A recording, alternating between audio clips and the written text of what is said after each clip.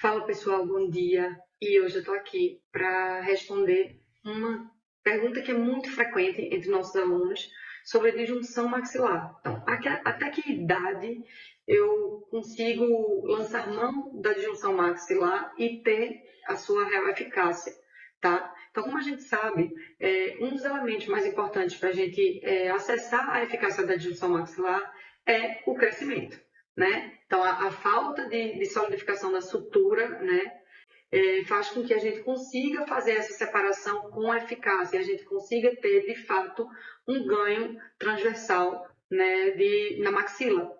Quando a gente vai passando pelo crescimento, quando o nosso paciente ele já sai de uma fase pré-pico de crescimento ou pico de crescimento, ele começa a descer, entrar numa fase de queda de crescimento, né? Ou seja, numa fase pós-puberal, então a gente vai dividir a eficácia dos disjuntores convencionais, como o RAIS, como o RIRAX, com a inclinação. A gente vai ter não só uma disjunção, né? A gente vai dividir essa disjunção que a gente poderia ter real entre ela e a inclinação dos dentes. Porque agora a gente já tem uma sutura em que se encontra com interdigitações ósseas nela que vão dificultar a disjunção pura. Então, ao invés disso, como a gente tem aparelhos ancorados em dentes, a gente vai fazer com que esses dentes eles sofram a ação da resistência óssea. Então, os dentes vão compensar a ação dessa resistência óssea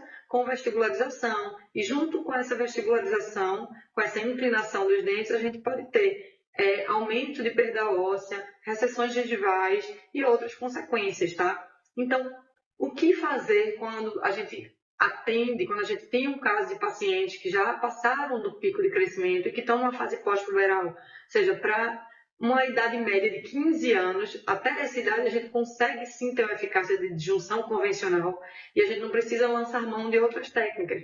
A partir disso, a literatura traz para a gente que a gente pode sim utilizar de ancoragem, né, de sistemas de ancoragem, para a gente conseguir ter uma eficácia maior dessa disjunção. Ou seja, não precisa a gente enviar o paciente ou indicar o paciente necessariamente para uma cirurgia ortognática, né? Porque hoje a gente tem protocolos mais modernos que trabalham com disjuntores, chamados disjuntores híbridos, ancorados em mini implantes, para que a gente consiga ter a eficácia e que a gente consiga ter o ganho da disjunção maxilar, tá? Nessa fase pós-puberal. Então, a gente lança mão de protocolos, como o protocolo do tipo MARP, né? Em que a gente tem disjuntores híbridos ancorados no palato com parafusos, com mini parafusos ortodônticos, né?